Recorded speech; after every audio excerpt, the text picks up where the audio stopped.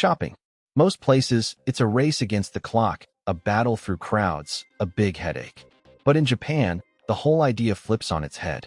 Here, even buying a simple pen becomes a peaceful moment, almost a little gift to yourself. It's a feeling you didn't know you needed, a calm you won't find anywhere else. This isn't just about what's in your bag, it's about what happens to your mind. So what's really going on here? Why does buying something in Japan feel so completely different from anywhere else in the world? It's not just about being polite. It's not some corporate training manual, either. It's something much deeper, woven into the culture itself. There's this incredible pride in getting every single detail right, no matter how small. And there's a genuine sense of hospitality, a way of making you feel truly looked after, not just like another customer. It's a quiet philosophy that you don't see, but you can feel it everywhere. It's in the way they wrap a gift, turning it into a little piece of art. It's in the layout of a tiny shop that feels perfectly calm, even when it's busy. This whole experience isn't an accident. It's designed to feel good. And today, we're going to explore exactly how they do it, and what makes this approach to something as simple as shopping feel so special. It all starts before you even speak to a single person. It's in the design of the space itself. Think about a typical discount outlet somewhere else in the world. It's usually chaotic, right? A total frenzy. But in Japan, even massive outlet malls are designed to be calm. The walkways are wider, there's more open space, and the whole place just encourages you to slow down and take your time. That feeling of breathing room extends to how you're treated inside the shops. There's this unspoken rule. You're allowed to just look. Nobody is going to follow you around or pressure you. The staff are there, ready to help, but they won't interrupt you unless you make it clear you need something. You can pick things up, put them down, and just browse in peace. And when you do need help, the experience is completely different. It's guided by a principle called omotenashi. The easiest way to describe it is a deep, genuine hospitality that expects nothing in return. It's not just about being polite. It's about anticipating what you might need and making you feel truly taken care of. It might be a small thing, like an employee walking you all the way to the door after you buy something and bowing as you leave. It's a heartfelt gesture that turns a simple purchase into a moment of human connection. Another huge source of stress they just remove? Haggling. In Japan, you almost never bargain. The price on the tag is the price you pay. And that's not a trick, it's a sign of respect. It means the price reflects the quality and the work that went into the item. It removes all that awkward back and forth and builds a sense of trust. This trust is built on another core idea, kodawari. It's a bit hard to translate, but it's basically the relentless pursuit of perfection. It's a personal, passionate pride in doing something, anything, to the absolute best of your ability. You see it everywhere, from a simple snack in a convenience store to a high-end electronic device. The packaging is thoughtful, the design is intentional, and the quality is reliable. Even in the famous 100-yen shops, which are like dollar stores, the products don't feel cheap or disposable. They feel like someone cared about making them. This removes that anxiety you often feel when shopping. That little voice in your head wondering if you're about to buy a piece of junk. Here, you just know it's going to be good. They even think about the stress of getting there. Most of the big shopping districts are built right around major train stations, making the entire journey, from your front door to the store, as seamless as possible. Every single one of these details, from the wide-open walkways to the no-haggle prices, works together.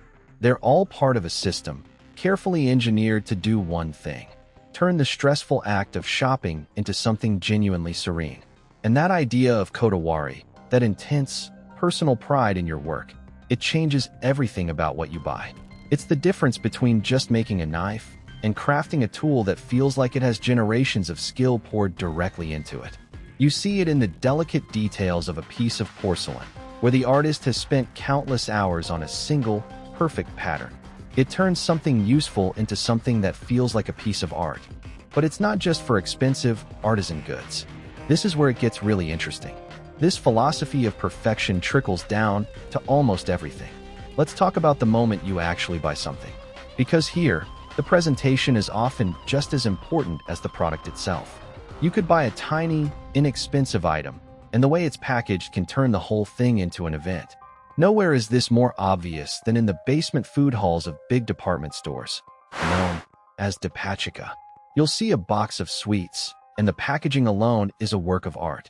The paper, the ribbon, the way it's folded, every detail is considered.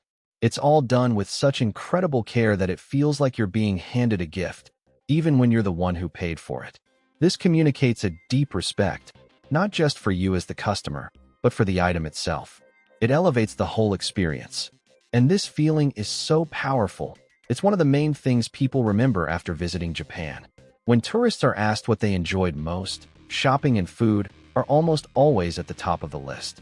They often describe the experience as unexpectedly delightful, because it's not just about getting new stuff. It's a series of small, thoughtful moments that make you feel genuinely cared for. Every purchase, from a simple souvenir to a high-end camera, becomes its own little ritual. It's not just a transaction. It's a moment of connection to the person who made the item and to the person who's now handing it to you. So, where does that feeling actually come from?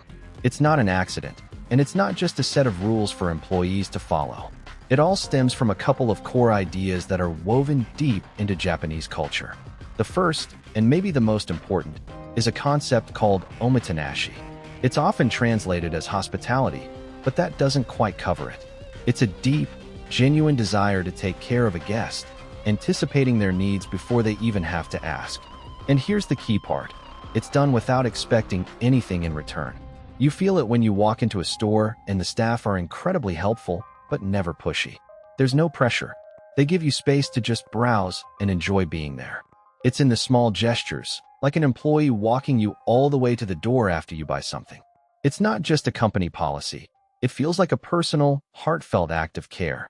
This is why that whole experience feels so good. It's a genuine kindness that isn't tied to the transaction. But this deep sense of care isn't just for the customer. It's also directed at the products themselves. This connects back to that idea of kodawari, that intense drive for perfection.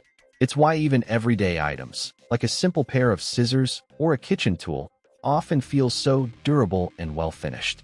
There's a belief that if something is worth making, it's worth making perfectly. And this philosophy changes how value is perceived. In many places, a price tag is the start of a negotiation. But in Japan, you almost never haggle. Bargaining just isn't part of the culture. That's because the price is seen as an honest reflection of the quality and the effort that went into the item. It's not about getting a deal, it's about respecting the work. You're paying for the skill, the time, and the incredible attention to detail. So you have these two powerful ideas working together. Omotenashi, which is all about caring for the person, and kodawari, which is all about caring for the thing.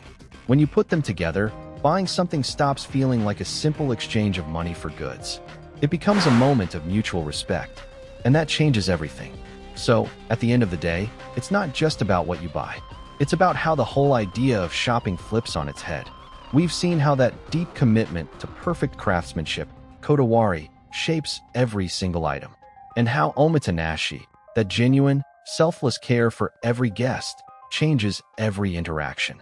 These ideas run deep. They're why stores are so thoughtfully designed, why staff are helpful but never pushy, and why even simple packaging gets special attention. It's why you almost never haggle, respecting the effort put into everything. It all comes together to create a feeling of calm, a mindful moment, almost like a little ritual where you're encouraged to slow down and appreciate what you're buying. It makes shopping feel like a uniquely relaxing experience, one that leaves you with more than just a purchase. It leaves you with a sense of peace.